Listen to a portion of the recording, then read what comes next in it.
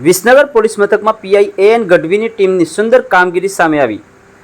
વિસનગર પોલીસે નકલી આઈએએસ ઓફિસરને પકડતા મોટું કૌભાંડ પકડાવાની શક્યતાઓ સેવાઈ રહી છે। 21 લાખ પડાવનાર નકલી આઈએએસ પકડાયો। અર્પિત પિયુષભાઈ પોપટલાલ શાહ ઉર્ફે ઋષભ રેડ્ડી નામનો વ્યક્તિ ઝડપી લેવામાં આવ્યો છે। નકલી આઈએએસ મંગલમૂર્તિ એપાર્ટમેન્ટ શાસ્ત્રીનગર અમદાવાદનો રહેવાસી હતો। નકલી આઈએએસ બની વિસનગરના યુવકને સાથે છેતરપિંડી કરી હોવાની વિગતો પ્રાપ્ત થઈ રહી છે। ફોન કરીને કહ્યું કે તમારા મિત્રના ત્યાં ઇન્કમટેક્સની રેડ પડી છે, તમારા મિત્રના 600 કરોડ મારી પાસે છે, પૈસા છોડાવવા હોય તો હું કહું એમ કરો, કઈ પૈસા પડાવ્યા।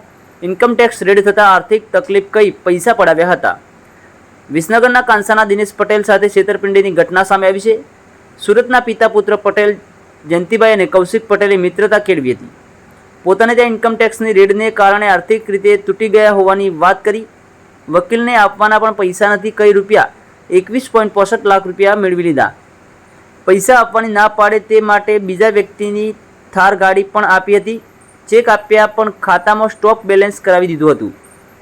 સમગ્ર મામલે કુલ 4 શખ્સો વિરુદ્ધ ફરિયાદ નોંધાઈ છે। વિસનગર શહેર પોલીસ મથકે ફરિયાદ નોંધાઈ અને તપાસ હાથ ધરવામાં આવી છે। અન્ય આરોપીઓ ફરાર હાલતમાં છે, જેમની શોધખોળ ચાલુ કરવામાં આવી છે। વધુ સમાચાર અને અપડેટ્સ માટે જોતા રહો online TV news Suresh Thakor અને ફારૂક મેમણ સાથે। યુટ્યુબમાં સબસ્ક્રાઇબ કરો, ફેસબુકમાં ફોલો કરો અને ઇન્સ્ટાગ્રામમાં ફોલો કરવાનું ભૂલશો નહીં।